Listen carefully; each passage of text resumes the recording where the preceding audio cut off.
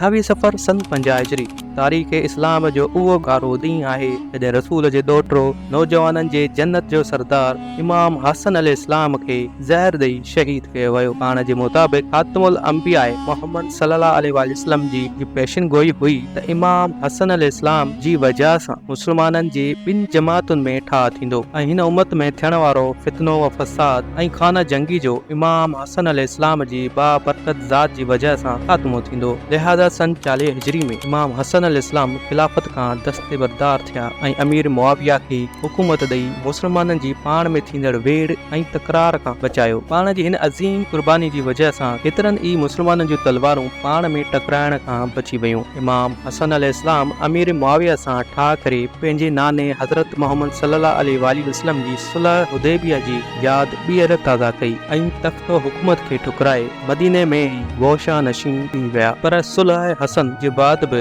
बनु उमैया खे हिन ॻाल्हि जो अंदेशो रहियो त किथे इमाम हसन जी बाक़ियाना तबियत हुकूमत जे लाइ ख़तरो न थी वञे। लिहाज़ा इमाम हसन अलैहिस्सलाम खे शहीद करण जे लाइ दुश्मनान अहल बैत पाण जी हिकु ज़ाल खे ई हिन कम जे लाइ चूंडियो, जंहिंजो नालो तारीख़ी किताबनि में जादा बिन्त अशद ॿुधायो वञे थो। कुझु रवायतुनि में उन जो नालो हिंद बि लिखियो वियो आहे और किन लिखियो त जादा पंहिंजे वालिद अशद जे ज़रिए इमाम हसन अलैहिस्सलाम जी निकाह में आई, जेको इमाम हसन अलैहिस्सलाम जे साथियुनि मां हिकु हो। पर बनु उमैया उन खे चंद सिकनि में ख़रीद करे छॾियो ऐं उन खे पंहिंजो कारसाज़ कयो। जादा खे मरवान बिन हकम 50,000 दिनार जी लालच ॾिनी ऐं इमाम हसन अलैहिस्सलाम खे ज़हर ॾियण जो कम ॾिनो। लिहाज़ा उन इमाम हसन अलैहिस्सलाम जे खाते में केतिरा ई दफ़ा ज़हर मिलायो। पहिरियां को ख़ासि असर न थियो, पर आख़िरी दफ़े ज़हर इमाम हसन अलैहिस्सलाम जे जिगर खे नुक़सान पहुचायो। याकूबी लिखियो त जॾहिं इमाम हसन अलैहिस्सलाम खे आख़िरी दफ़े ज़हर ॾिनो वियो त पाण पंहिंजे भाउ इमाम हुसैन अलैहिस्सलाम खे फरमायो कि भाउ ही टियों दफ़ो मूंखे ज़हर ॾिनो वियो आहे। उन खां पहिरीं मूंखे अहिड़ो ज़हर न ॾिनो वियो हो। मां अॼु हिन दुनिया मां हलियो वेंदुमि। जॾहिं मुंहिंजी वफ़ात थी वञे त मूंखे रसूलुल्लाह सां गॾु दफ़न कजो ऐं जेकॾहिं हिन कम खां रोकियो वञे त का बि खून रेज़ी न कजो। मसूदी पंहिंजी तारीख़ में लिखियो त ज़हर ॾियण जे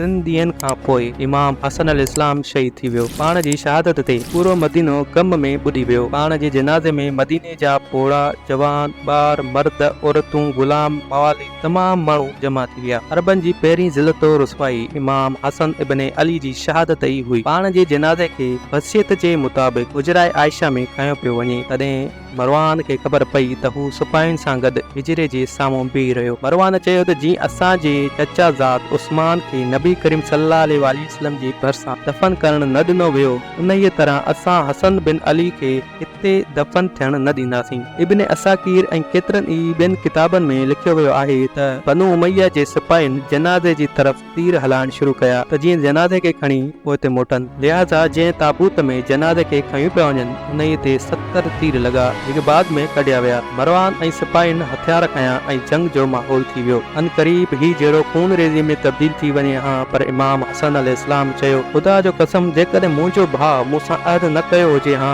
त खून रेज़ी न थियणु घुरिजे त तव्हां ॾिसो हा त तलवारूं कीअं तव्हां जूं जानूं वठनि हा। इमाम हसन अलैहिस्सलाम जी वसियत जे मुताबिक़ हिन फसाद जे ख़ात्मे जे लाइ पाण खे जन्नतुल बक़ी क़ब्रिस्तान में पंहिंजी ॾाॾी हज़रत फातिमा बिन्त असद सां गॾु दफ़न कयो वियो ऐं हिन तरह रसूल जे ॾोहिटे पंहिंजी जवानी खां वठी शहादत ताईं कुर्बानी जे ज़रिए फसाद ऐं जंगो जदल सां हिन उम्मत खे महफ़ूज़ रखियो।